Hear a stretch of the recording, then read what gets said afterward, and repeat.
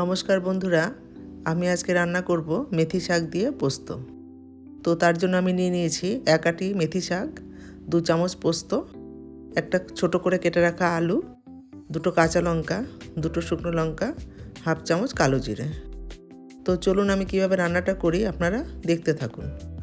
গ্যাসটা অন করে কড়াইটা বসিয়ে কড়াইটা গরম করে নেব। তো কড়াইটা গরম হয়ে গেছে, এবার এতে পরিমাণ মতো সর্ষের তেল দিয়ে দেব।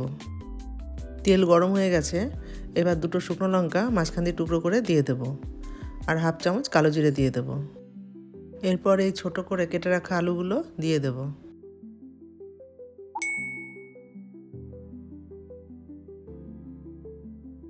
এরপর আলুগুলো একটু ভালো করে লাল লাল করে ভেজে নেব।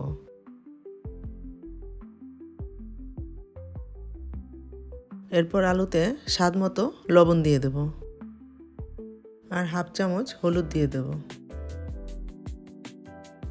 দিয়ে এবার এটা ভালো করে একটু নেড়ে নেব। দিয়ে এবার এর মধ্যে 1/2 গ্লাস জল দিয়ে দেব। এরপর এর মধ্যে 2টো কাঁচা লঙ্কা চিড়ে দিয়ে দেব। এবার এর মধ্যে আমি এই মেথি শাকগুলো দিয়ে দেব।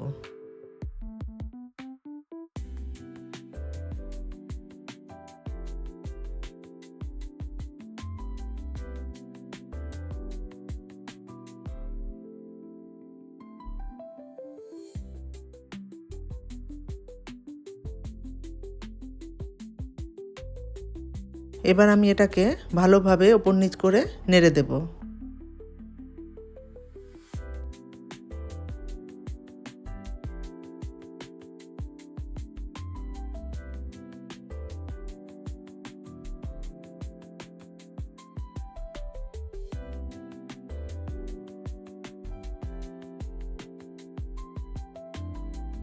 এবার আমি এটাকে কিছুক্ষণের জন্য ঢেকে দেব। তো চলুন আমি এবার পোস্তটা বেটে নেব।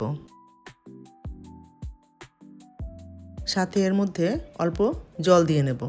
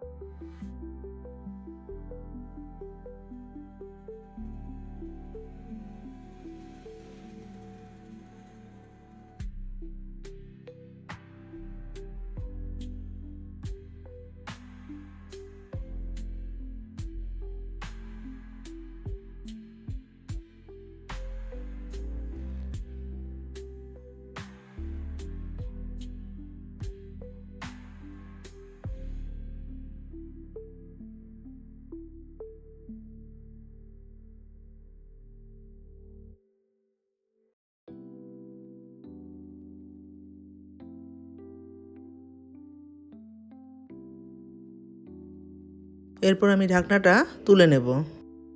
শাকটা আমি জলে দিয়েছি বলে দেখুন শাকটা কি সুন্দর সবুজ হয়ে আছে, আর শাক তেলে দিলে শাকটা কালো হয়ে যায়।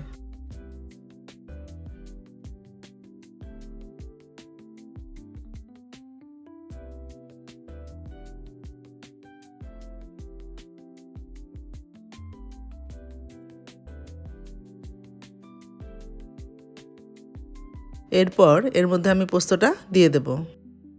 এবার এটাকে ভালোভাবে নেড়ে নেব।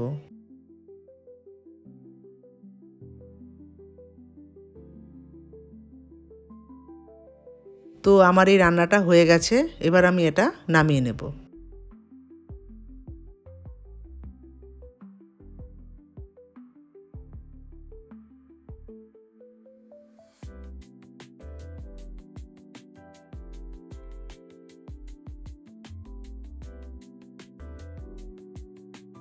তো এই ছিল আজকে আমার রান্না মেথি শাক দিয়ে পোস্ত। তো এই রান্নাটি যদি আপনাদের ভালো লেগে থাকে তাহলে এই ভিডিওটিকে একটি লাইক এবং শেয়ার করে দেবেন, আর কমেন্ট করে জানাবেন রান্নাটি কেমন হলো এবং চ্যানেলটি সাবস্ক্রাইব করে দেবেন। ধন্যবাদ।